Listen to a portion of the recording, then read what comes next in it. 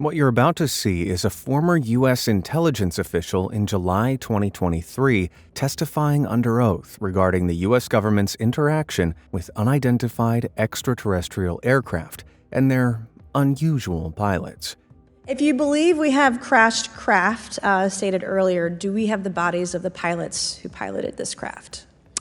As I've stated publicly already in my News Nation interview, biologics came with some of these recoveries, yeah. Were they, I guess, human or non-human biologics? Non-human, and that was the assessment of people with direct knowledge on the program I talked to that are currently still on the program. No, your ears aren't deceiving you. United States Air Force officer and intelligence official David Grush, among other government officials, is genuinely claiming that we are not alone in the universe, and that, in fact, the U.S. government has been keeping the world in the dark about some truly crazy findings for years. Have extraterrestrials really been visiting and even spying on us for decades?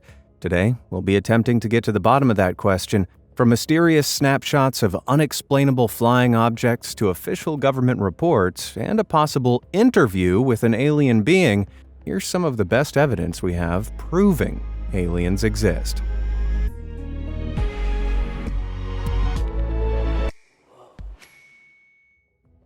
This first story has been corroborated by multiple highly reliable military personnel and is probably the most striking proof of alien life, or technology, visiting Earth.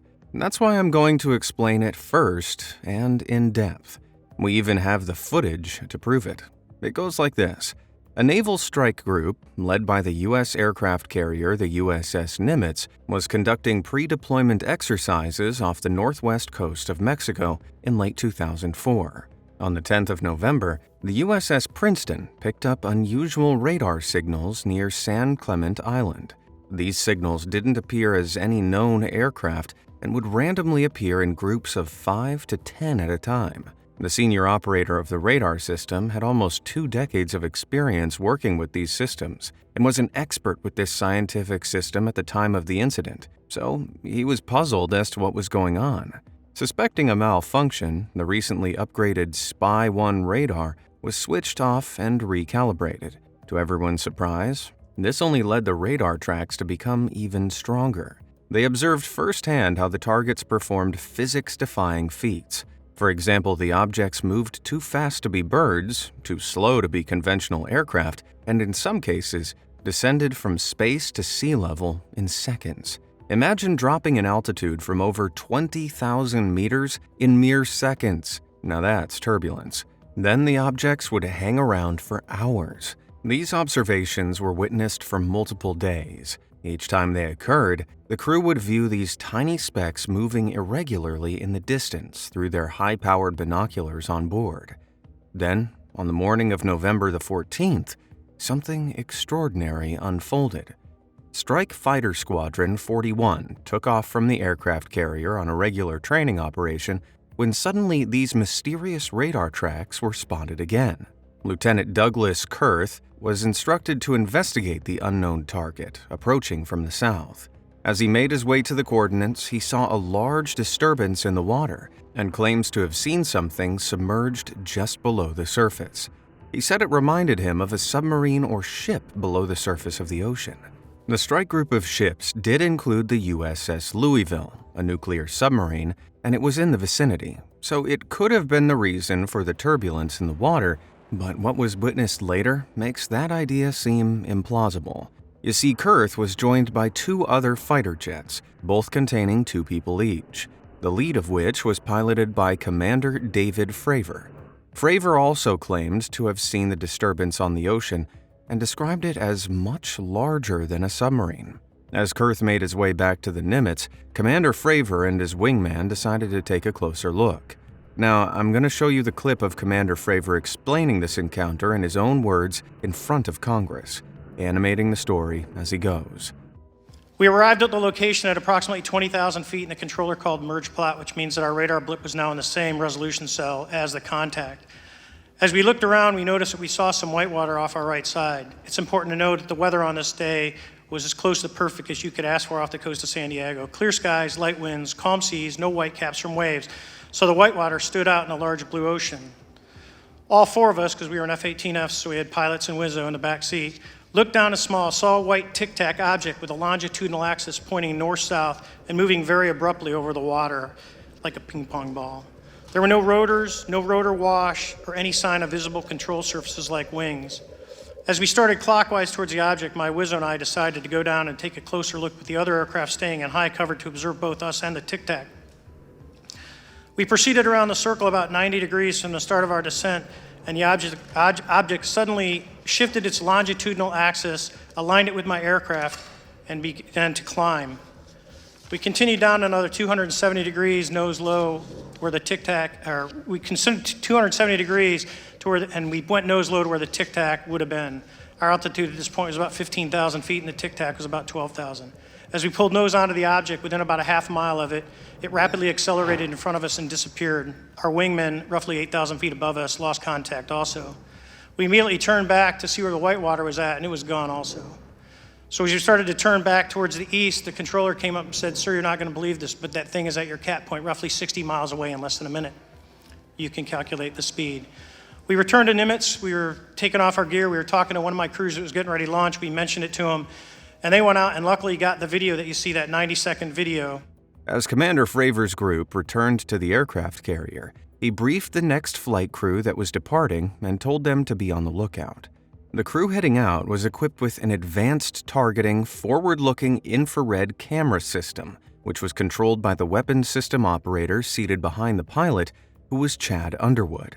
Can we just appreciate that name for a second? Chad Underwood, the frat boy to rule all frat boys. Anyway, minutes after departing, Underwood locked onto something on his radar a few tens of kilometers away.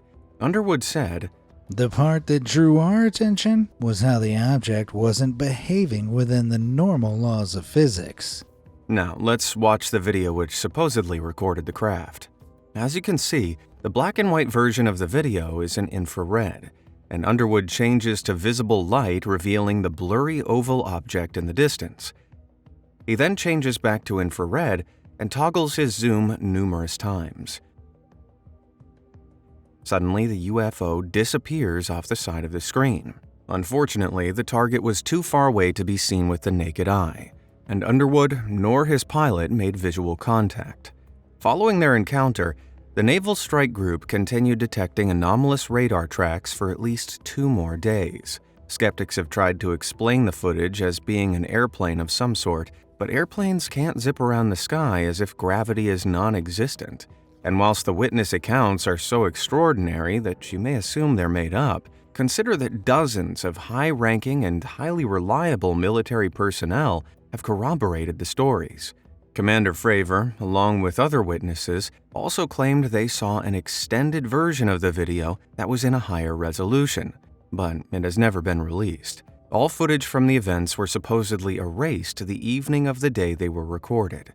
Numerous witnesses on both ships in the strike group also claim they saw 2 men arrive by helicopter who collected the relevant data before wiping all the tapes and hard drives clean. The witnesses said they never saw anything like it before. Potentially, this could be evidence of a cover-up of some kind. Maybe the government is aware of the existence of alien life or technology, but they don't want all of us aware of them for one reason or another. Maybe the government assumes there would be a mass hysteria they would like to avoid, or maybe they're just keeping it a secret so our adversaries are kept in the dark. It could also be the case that these sightings are just of top-secret military technology, like drones or aircraft that the government is taking active steps towards keeping under covers. We know they are developing incredible tech, but still, surely gravity-defying tic-tacs are a step too far. We can only wonder what the flight crews saw that day, but my mind does wonder. All we know is that Commander Fravor estimated the craft to be roughly 12 to 15 meters long and looked like a tic-tac. Were the tic-tacs opaque, looking somewhat like the typical UFOs we're used to? Or did the tic-tacs have cockpits with alien pilots controlling the craft, only zooming off after their operation was foiled? Unfortunately, we will never know. But what we do know is that this wasn't an isolated incident, as I will explain later. The Secrets of Area 51. Area 51. the center of practically all alien conspiracies. With near constant rumors of extraterrestrial research taking place at this secret military development and testing base, you have to wonder if there's any truth to them all. If you ask Bob Lazar, then the answer is a big fat yes.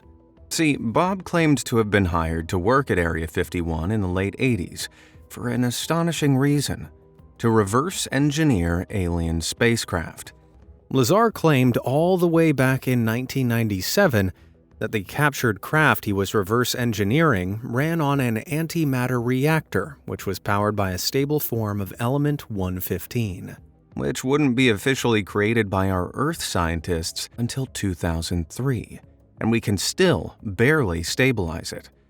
Lazar said the reactor he studied was topped by a sphere the size of a basketball, which emitted a force field capable of repulsing human flesh. He explained that the craft was split into two main levels. The reactor was positioned at the center of the upper level with an antenna extending to the top, surrounded by 3 gravity amplifiers. He said these functioned as a sort of guide for the gravity wave that forms into a heart shape around the entire craft, narrowing at the bottom. These connected to gravity emitters on the lower level, which can rotate 180 degrees to output an anti-gravity wave, and that the craft would then travel belly first into this distortion field. Basically, according to Bob, flying saucers fly sideways rather than upright, with opposable engines allowing the craft to move in any direction. Not only that, Bob also claimed he read briefing documents describing the historical involvement of Earth for the past 10,000 years with extraterrestrial beings, described as the typical gray aliens that were about child size, of which he had seen cadavers of similar size. To this day, all organizations where Bob claims he worked or studied vehemently denies he was ever there. Yet George Knapp, an American journalist who investigated Bob's claims, said that Bob displayed a knowledge of the facility that would only be acquired by someone who'd been there. Of course, some claim it's all part of a cover-up. Many even suggest he is a somewhat inexperienced techie, yet the guy built a jet car for fun and has been featured in multiple newspapers for his creations. So he's clearly a distinguished engineer. Bob even claimed they used a specific biometric hand scanner at the base, which measured the length of bones in your hand to authorize access to the base. That the government denied this at first, but decades later, the Department of Defense admitted they did in fact use it at Area 51 in the 80s for the stealth fighter program, and Bob confirmed the one they declassified matched what he had used. At any time, either of those organizations could have simply said that yes, Bob Lazar worked for them and they deeply regret to hear of his degenerate mental state or something like that. But no, they still insist they don't know who he is despite all that. Why? It's not to say we know he is telling the complete truth, but there's too many shadowy coincidences here for anyone to be comfortably skeptic. So are there any truth to Bob's claims? Well, he's maintained the same story for over 30 years at this point, and passed lie detector tests on the subject. So, maybe? It's worth noting that the guy has been convicted several times of crimes since his testimony, which his critics have used to discredit his story. But who knows? Was Bob telling the truth? Well, some of the sightings coming up might make you think he's telling the truth. Remember I told you that Tic Tac video wasn't an isolated incident? A similar encounter was filmed on the southeastern coast of America in early 2015. Those who recorded it have yet to come forward, but some crewmates and fellow pilots have provided some of the backstory, and it goes like this. Roughly 10 years after the initial Tic Tac sightings in the summer of 2004, a naval strike group led by the aircraft carrier USS Theodore Roosevelt led training exercises somewhere off the coast of Virginia. The encounter was strikingly similar to the previous one explained. Anomalous radar tracks were spotted and initially dismissed. Gravity-defying hypersonic objects were being detected defying the laws of physics.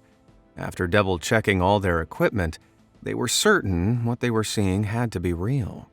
Early interceptions were initially unsuccessful, until one day, two jets no more than a few tens of meters apart narrowly avoided a mid-air collision when something flew right in between them. Although the pilots themselves haven't come forward, fellow F-18 pilot Lieutenant Ryan Graves spoke to one of the pilots who landed and said the experience had visually spooked him. Here's what he had to say about the encounter at the UAP congressional hearing. During a training mission in Warning Area Whiskey 72, 10 miles off the coast of Virginia Beach, two F-18 Super Hornets were split by a UAP. The object, described as a dark gray or a black cube inside of a clear sphere, came within 50 feet of the lead aircraft and was estimated to be 5 to 15 feet in diameter. The mission commander terminated the flight immediately and returned base. Our squadron submitted a safety report, but there was no official acknowledgement of the incident and no further mechanism to report the sightings. Soon, these encounters became so frequent that aircrew would discuss the risk of UAP as part of their regular pre-flight briefs. This time, the craft was described as a cube encased by a translucent sphere. Obviously, both pilots must have been incredibly startled, so it's hard to figure out exactly what they saw in such a short space of time. But I've created a few images of the craft for entertainment purposes, and I've added a little extra aliens for fun. They didn't mention seeing them, but I like to think they were there. Anyway, Lieutenant Ryan Graves said this wasn't an isolated incident, and that similar things had been seen by dozens of pilots for several months, and that the objects spotted could remain airborne for up to 12 hours at a time. A few months later, in 2015, when the USS Theodore Roosevelt had made its way over by the coast of Florida, during a separate incident, pilots captured another clip that shocked everyone involved. Dude, there's a going on, bro. There's a whole fleet of them. Look on the ASA. My gosh. They're all going against the wind. The wind's 120 knots from the west. Look at that thing, dude. That's not our LNS, though, is it? It's not. That is the LNS, dude.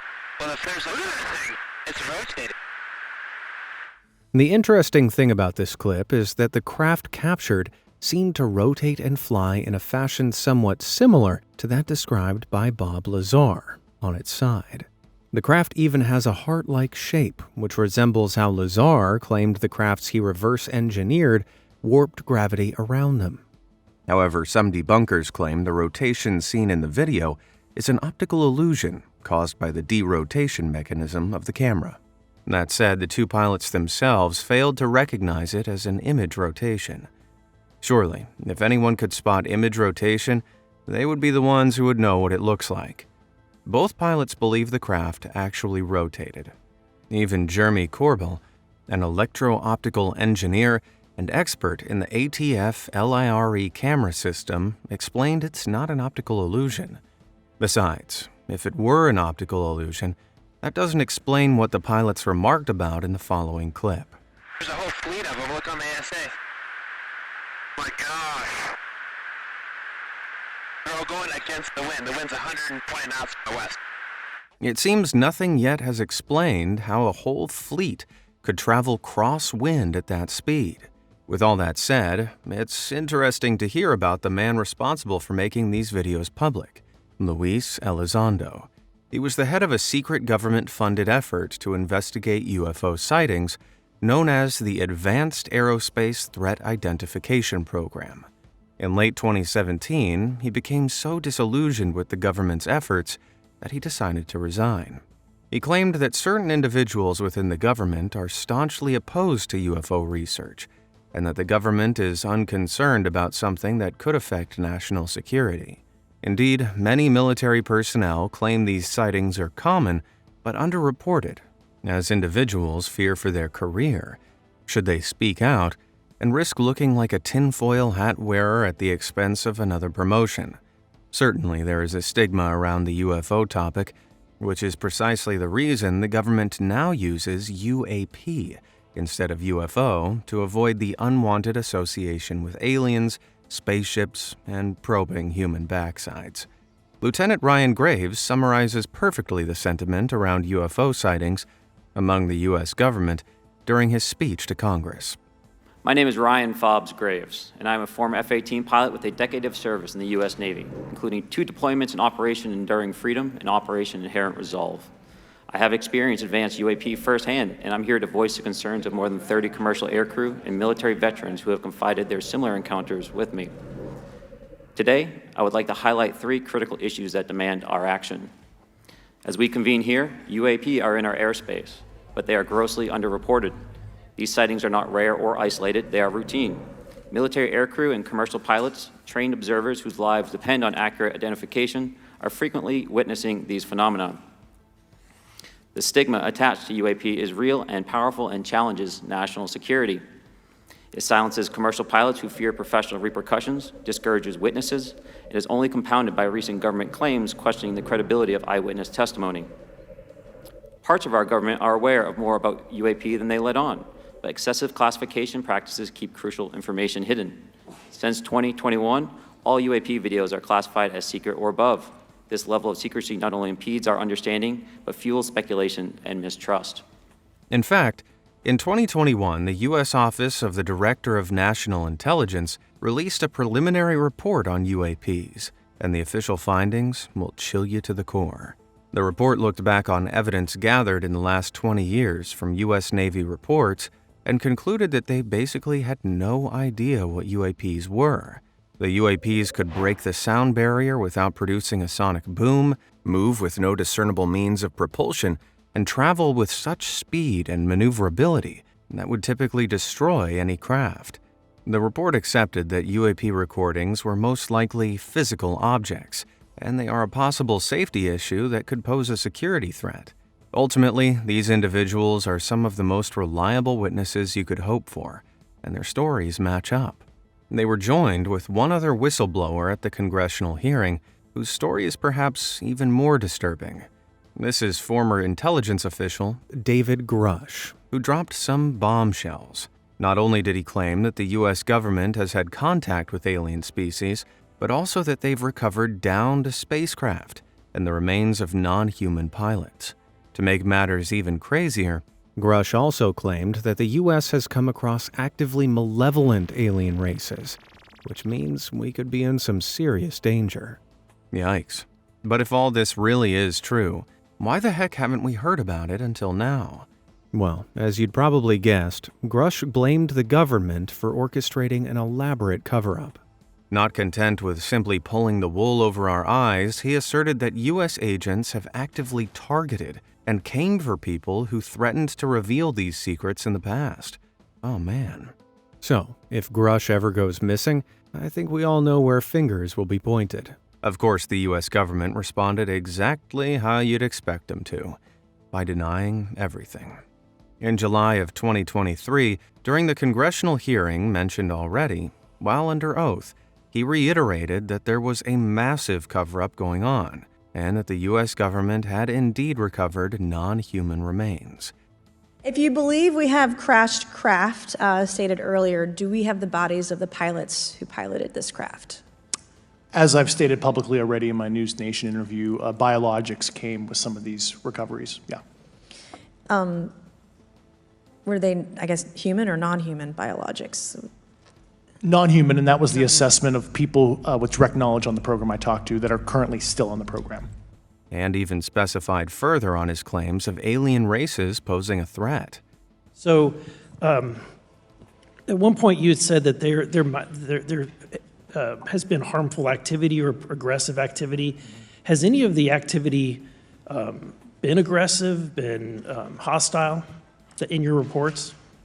I know of multiple colleagues of mine that got physically injured. And the activity, and I got to... By UAPs or by people within the federal government? Both.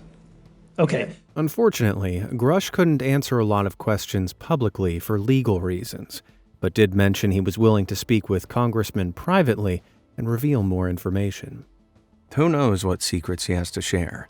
What do you think? Is this the most credible evidence of alien life yet, or just another chancer seeking their 15 minutes of fame? Let me know down in the comments. Now, before I move on, there is one part of Mr. Grush's testimony which is particularly striking. Let's give it a listen.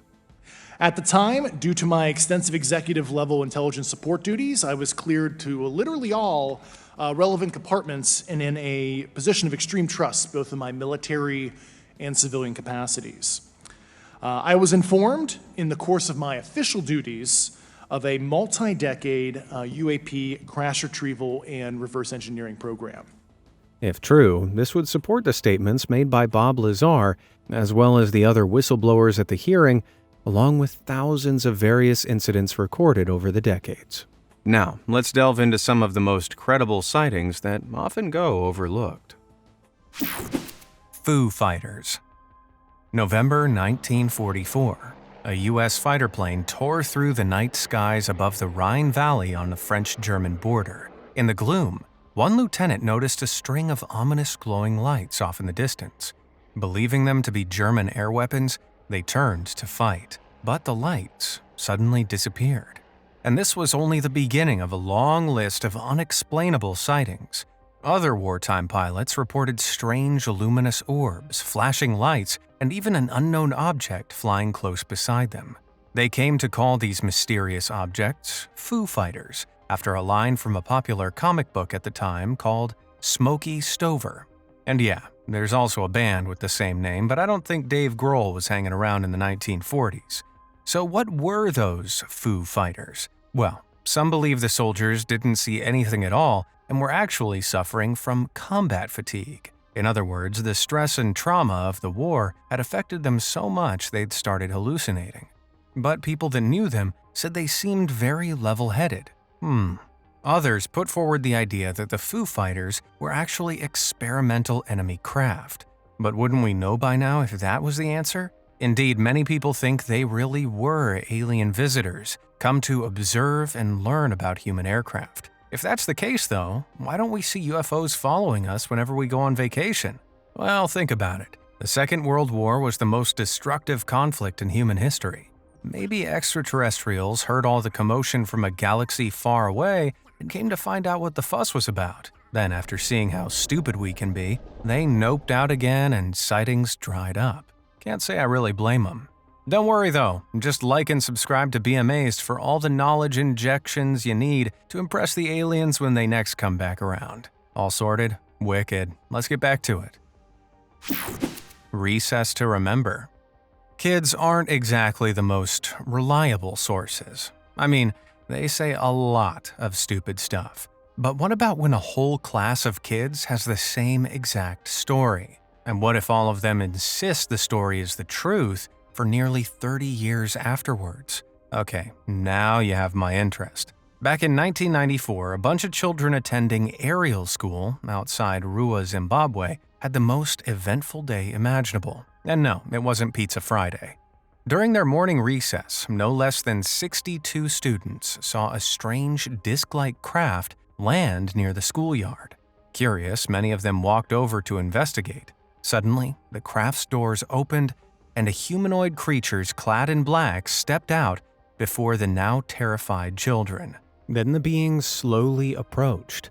But it seems they came in peace. Rather than attacking, they, wait for it, telepathically beamed messages about the importance of environmentalism into the children's minds before abruptly leaving. Right. While not all students saw the craft that fateful day, many of the kids that did have been adamant about the events that took place ever since. Looking at it from a skeptical mind, it's possible the whole thing was just a case of mass hysteria. That's when a group of people suffer a collective delusion. We aren't entirely sure why this happens, but anxiety is thought to be one of the causes. Just 2 days prior to the incident, there'd been several UFO sightings across southern Africa. This created an atmosphere of anxiety that could have become hysteria, which the kids manifested in an extraterrestrial encounter of their own. I'm not convinced. Some of them even drew pictures, and they have startling similarities between them. And would children really think to work environmentalism into their story?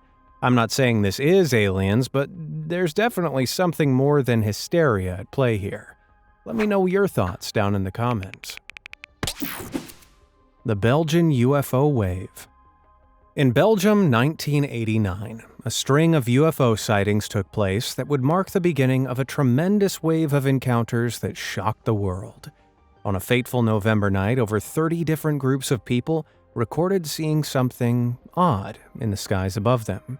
A strange triangular object with 3 distinct glowing lights beneath it. Spooky, right? Well, for the next 5 or so months, over 2,000 more sightings were reported across the country. Jeez, that's a lot of alien boys. The Belgian government actually got fed up with hearing these reports and, assuming the US were testing some aircraft nearby, got in touch with them to find out. But the Americans told them no such tests were taking place. With little going on, the Belgian government saw only one way to get to the bottom of the situation: getting up close and personal with one of the supposed craft. So, when reports of a sighting came in one March night, jets were scrambled and sent to meet with the enigmatic visitor. Frustratingly, the fighter pilots couldn't see the object itself, but they did just about catch it on radar.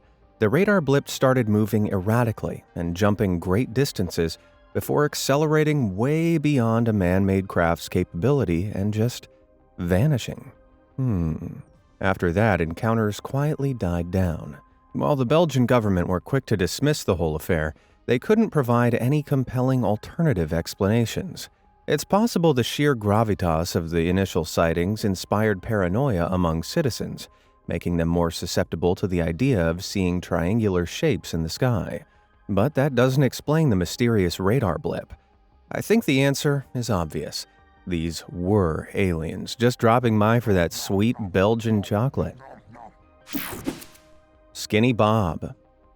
Most phony alien encounters involve off-puttingly grainy photos of faraway spaceships.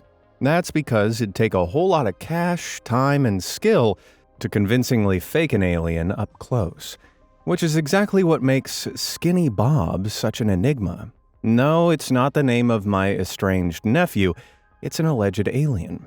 Let me explain. In 2011, a Reddit user named Ivan posted a startling video clip to the website, claiming it was recorded by the KGB. This is Skinny Bob.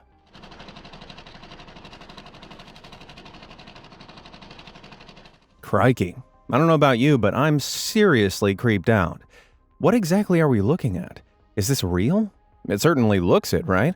According to Ivan, the alien was on a diplomatic mission from the Zeta Reticuli star system and had been sent to discuss matters of mutual concern. What exactly those matters were wasn't disclosed, but supposedly what you're seeing is an excerpt from an interview with the being. Visual effects expert Randy Sharp, who worked on the likes of I Am Legend and Watchmen, looked at the footage and gave some startling testimony. According to him, if it was a fake, it would have truly tested the tech available in 2011 and took somebody with a crazy level of skill and knowledge to pull it off. On top of that, it would have cost an arm and a leg, somewhere in the ballpark of $250,000. So, given that nobody has ever claimed ownership of the video or tried to profit from it, such an expensive prank seems illogical. Is it real then? Who knows? I guess we should keep an eye out for Skinny Bob appearing in any more movies. Though, it has been over a decade, so maybe he's more of a Fat Bob these days. The Phoenix Lights. Okay, so far we've covered some very widely observed UFO sightings, but nothing can match the sheer number of people that reported seeing what became known as the Phoenix Lights. The Phoenix Lights were 2 events that happened on the evening of March 13, 1997, in the skies above Nevada and Arizona. The first event started at around 7:30 p.m., when a witness in Henderson, Nevada, reported seeing an array of glowing orbs in the sky. From there, they slowly made their way across state lines to Phoenix, Arizona, a near 300-mile journey that was seen by thousands upon thousands of people, including actor Kurt Russell. The lights made the shape of a V, with some observers claiming they could faintly see the craft itself through the clouds. Then they passed over the city and disappeared without a trace. What? And it gets weirder. At around 10 p.m., loads of people in Phoenix also reported seeing a separate row of bright lights hovering in the sky. According to the author and renowned UFO skeptic Robert Schaefer, these lights actually originated from two separate U.S. Air Force training exercises with A-10 jets. One exercise consisted of the planes flying in a triangle formation and another of them firing flares. What a buzzkill. But it makes sense. Case closed, right? Wrong. In 2007, former Arizona governor and witness John Fife Symington III came out to speak on the lights.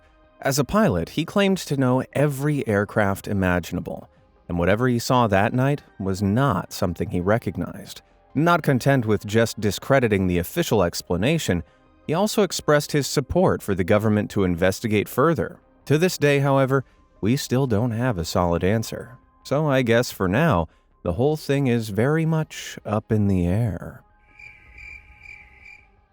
Sorry. Oumuamua.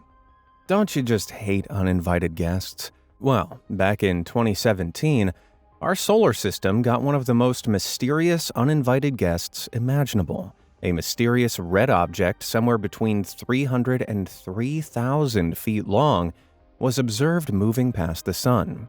The visitor was dubbed Oumuamua by scientists, a Hawaiian word meaning a messenger from afar arriving first. Fitting, because it certainly came from afar, and it was the first object of its kind we've ever seen. Naturally then, its sudden appearance was very exciting for astronomers, but it was also unnerving. Just what was this thing? Well, it was cigar-shaped and traveled at astounding speeds of up to 55 miles a second, a whopping 20 miles per second faster than the average speed of a comet. But unlike comets, it had no visible tail of space dust behind it. The strange object raced through our solar system for 11 days, then left again, never to return. Curiouser and curiouser. As you might have guessed, many were quick to cry alien, and understandably so. It seemed to defy all explanation. That being said, people have tried to explain it. Some believe Oumuamua was a block of solid hydrogen, while others are sure it was a comet after all, just one with strange, mysterious properties. Scientists say it was a bit of both, a comet filled with hydrogen ice. Remember how much faster it was than ordinary comets?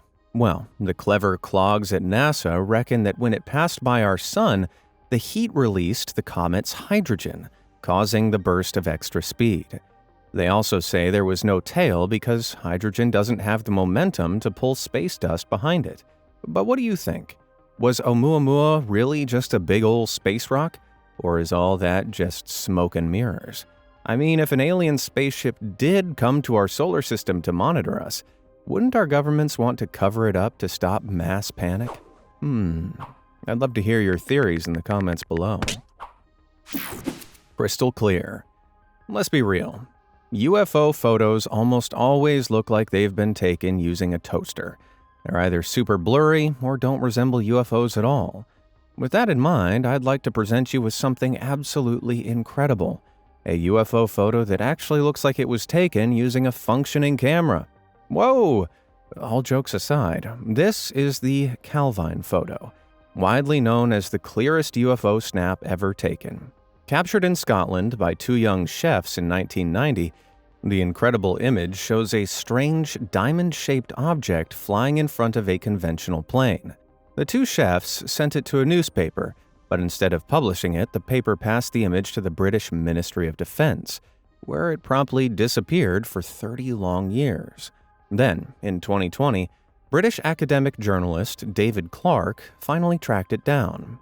After first hearing about the story in 2009, but without the photographic evidence itself, it had captivated him ever since. Eventually, he tracked down a former Royal Air Force officer who'd held on to a print of it. Apparently, the retired officer had been waiting for someone to call him about it for years, so was more than willing to share the pic. And unlike a lot of other UFO sightings, this one can't be easily debunked. Andrew Robinson, senior photography lecturer at Sheffield Hallam University, analyzed the photo and concluded that whatever the object is, it's definitely there in front of the camera. So there's no editing trickery going on. The RAF officer that held onto it also said that when the photo was sent in, the witnesses claimed the craft made no noise whatsoever. Weird. Who the witnesses actually are, though, we don't know. Though the names of the original photos should have been released in 2021, British authorities have refused to do so until 2076, citing privacy concerns. Suspicious much? What do you think? Let me know down in the comments. The Battle of LA. You remember the Foo Fighters I told you about earlier? You know, those strange lights that followed pilots around during the Second World War. Well, that wasn't the only time aliens allegedly came down to investigate us in wartime. Oh no. There was the Battle of Los Angeles. Shortly after joining the war, the USA was still reeling from the Japanese attack on their naval base at Pearl Harbor. The country was on high alert, preparing for the possibility of another strike on U.S. soil. So, when air raid sirens sounded in LA County one February night in 1942, troops ran desperately to the anti-aircraft guns and started firing. Soon the sky was filled with smoke, shrapnel, and fire in a defensive barrage that lasted over an hour. Then, silence. But as the sun rose, soldiers realized something very peculiar. There seemed to have been no enemy at all. Absolutely nothing had been shot down. So what happened? Well, some witnesses claimed to have seen a single balloon-like craft in the sky that night, something ufologists are adamant is evidence of extraterrestrial activity. A now iconic photo showing countless searchlights focusing on an unknown object served as fuel for the fire. Could there be something alien amidst all the bright lights? Well, possibly. But it turns out the original image was heavily edited prior to being published in newspapers, so it would be clearer to see in black and white print. What's more, the U.S. Air Force concluded that a series of meteorological air balloons were released over Los Angeles at the time, which probably started the scare. So no aliens this time, although there's always a chance it was a cover-up. The Turkish UFO Incident. Many UFO sightings are highly publicized cases that have inspired heated debate over the years. Then, you have far lesser-known ones, like the Turkish UFO Incident. Between 2007 and 2009, 12 different witnesses came forward claiming they'd seen a strange metallic craft in the skies off the coast of northwest Turkey. But we don't have to take their word for it. Plenty of them filmed it.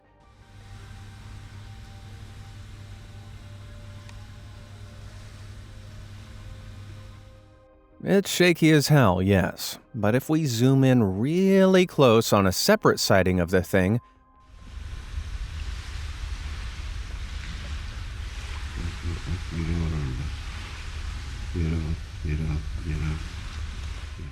oh, you can definitely see two figures moving around inside.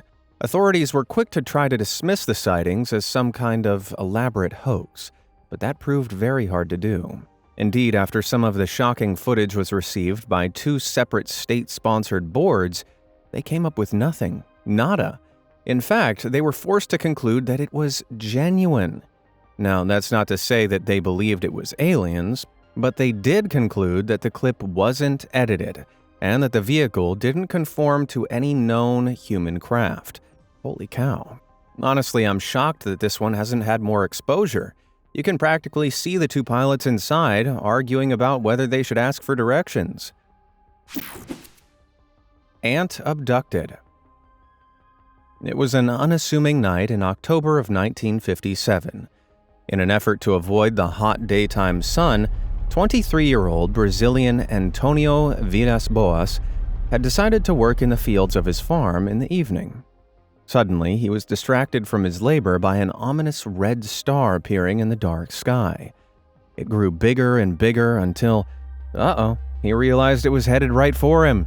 Antonio watched in horror as the star revealed itself to be some kind of alien spaceship preparing to land. Then he noped right out of there, or at least he tried to. His tractor wouldn't start, so he was forced to flee on foot through the fields. But something was chasing him. And whatever it was too fast. Antonio yelped as he was tackled by several humanoid creatures who subdued him and dragged him onto the ship. While aboard, he was stripped naked and covered in a strange gel. Then the creatures took a blood sample from his chin and left him alone in a locked room filled with noxious gas, which made him feel seriously ill. As he sat there, naked, gooey, and sick on an alien spacecraft, he probably thought this night couldn't get any weirder. He was wrong. Suddenly, a nude female alien entered the room and, seduced him. Yep. One thing led to another, and Antonio wound up doing the nasty with the alien babe. Then after, completing his task, he was given a quick tour of the ship before being dropped off back home. Okay, so that wasn't a fever dream I had last night. It's supposedly a true account as told by Antonio himself. I'm sure you're pretty suspicious of his story, as most were when he first came out with it, but just wait. Antonio was examined by medical professionals shortly after the alleged incident and was found to be suffering from radiation sickness. Now, I'm not saying that means his wild tale is true, but I'm having trouble figuring out how else he could have gotten radiation poisoning. Either way, our spacefaring farmer stuck to the story for the rest of his life until he passed away in 1991. Was old Antonio really a victim of alien abduction, or was it all just a ploy for attention? Now that he's gone, it seems we'll never know for sure. The Baikal Enigma. Lake Baikal. This Russian body of water is the oldest and deepest lake in the world, with a colossal maximum depth of some 5,400 feet. That means 2 to-scale replicas of the world's tallest building, the Burj Khalifa, could fit in there stacked on top of each other. Crikey. Naturally then, the lake has inspired countless legends and been the site of an awful lot of alien activity. Many people over the years have reported seeing strange lights, craft, and even mysterious figures skulking around its shoreline. In 2009, one Sergei Konichkik and his son stepped outside to watch the sunset over the waters. To their shock, they saw 2 strange glowing orbs rise out of the lake and start floating above it. Thankfully, Sergei managed to snag a picture of these ominous lights before they vanished back under the murky depths. So, whatever they saw, it was definitely real. But sightings don't just take place around the lake, they also happen inside it. In 1982, a squad of Russian military divers reportedly encountered a group of abnormally tall humanoid creatures swimming 160 feet below the surface of Baikal.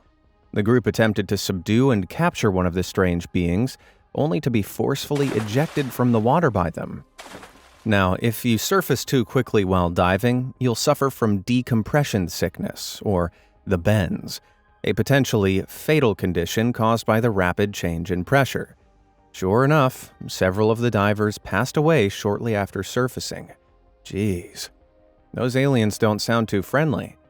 Sure, this story could have been just made up, but when combined with Sergei's photo and the countless other tales surrounding the lake, you can't help but think something must be going on over there.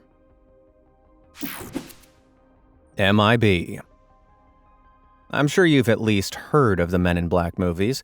Apart from that awful spin-off, they're a lot of fun. But did you know that they're based on a real-life phenomenon that's downright terrifying?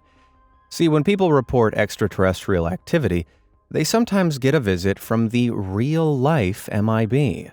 Only they don't get Will Smith knocking on their door. Creepy men clad entirely in black have supposedly tracked down witnesses and either intimidated them into silence or, in some stories, made them outright disappear. Maybe making this video wasn't such a good idea. One particularly strange story occurred in 2009 and was caught on camera. Here you can see 2 insidious interlopers in a hotel in Ontario, Canada. 2 bizarre men dressed in black wandered into the lobby.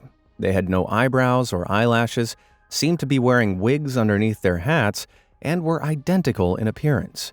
Then, according to witnesses, the duo began grilling the bellboy to let them see the manager, Shane Sovar. When the bellboy told them that Shane wasn't working, they didn't believe him and began rummaging around as if they owned the place. Whatever they were looking for, it seems they didn't find it. Eventually, the strangers disappeared without a trace and were never heard from again. But why were they there in the first place? Well, Shane had reported seeing a large triangular UFO above Niagara Falls the year before. He'd mostly forgotten the incident, but it seemed that not everybody had. Creepy, huh? Most ufologists believe the men in black are government agents tasked with suppressing word on alien sightings. But what if it's more than that? No hair of any kind, identical appearances? What if these guys are aliens themselves? Would it not be in their best interests to keep their existence under wraps so they can carry on doing, well, whatever it is they do? Oh man, I can see two men in black suits approaching my front door right now. I think that's enough alien evidence for one day. Have you ever had any extraterrestrial encounters? Let me know down in the comments below, and hopefully I'll see you in the next video. Thanks for watching.